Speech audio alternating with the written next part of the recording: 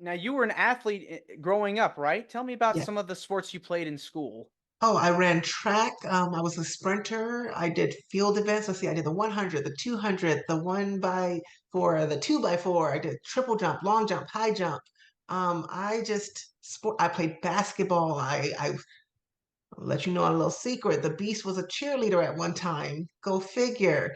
That's why I got a love of picking up people and throwing them down, I guess.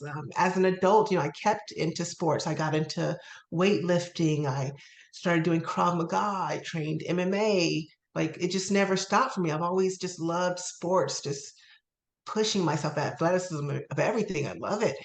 And when you're picking up a sport, you learn it. It's like music. You start on one instrument, you learn another one, a whole set of new chords, whole set of new rules, and one just keeps on building up onto another one. So it's so fascinating that you were able to pick up on so much.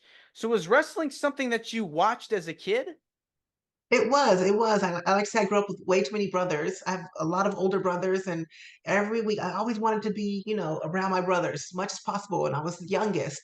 And so they didn't want me around as much. But wrestling was that thing where they would allow me to kind of hang out with them and we would watch wrestling together. And after the show was over, they would practice all their new moves on me. And Uh-oh. yeah, oh, that's okay. It's okay. You sometimes take a beating in it and it makes you a better person afterwards. And but then there became a point where I was beating them. My moves were outdoing their moves, and that builds another kind of strength in you where you believe in yourself, and it's those small victories every day that kind of like, oh, I can do this, I can do more. So it was a Yeah. good thing. It was a good thing. And it was like an epiphany that went off in your head and you were like, I gotta do this. Now Yes. when you were watching wrestling, who were some of your favorites? I never had a particular person that I enjoyed. I enjoyed the idea of the most aggressive wrestler in the ring, the most dominant wrestler in the ring. There was something about watching a wrestler stand over an opponent that he had just beaten and being so sure of themselves and so confident in who they were that it seemed cocky almost, but it was just confidence. And I wanted that for myself. And so I'm so happy that I got to get involved myself into wrestling because as you know, like not everyone can get involved into wrestling. It's not accessible to everyone. And so I was lucky enough to be able to have that chance to where something that I loved growing up, now I can do it. Maybe I can, spark that same love, that same self-confidence in someone else. Right, right. And I know the training process, just like with the sports you talked about, it's a different kind of level of work. You're really it's intense and you do so much with your body. Yeah, intense is the perfect word, and it takes so much discipline. So physically, you have to be there. You have to show up every single day through the bumps and the bruises and the aches and the pains.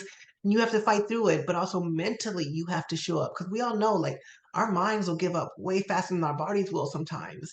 So when it takes that special kind of toughness to keep pushing your brain forward. Exactly, like you had mentioned with your brothers, you all were messing around, play fighting with each other, and then eventually you started being the one that was victorious in the end. So you kind of had to do that, but apply that to the training centers. What was your experience like with the training process?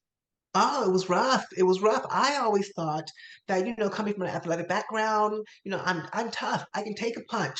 I have a black belt in Krav Maga. I've trained MMA. I can take a punch, no problem. I thought I would just come on in and just, it'd be a cakewalk. And while I am the beast, things, I will always get things done. It was not that easy. I stumbled, I fumbled, I fell a lot and had to like give myself those self-talks and remind myself who I was because it's not the same. It's I always say it's like playing chess while someone's trying to rip one of your body parts off. Like, how do you stay focused and think ahead and think of what needs to be done while you're in some kind of pain, some kind of hold? So it's tough. It's tough. People don't understand what really goes into all of these things. Exactly. It's very intense.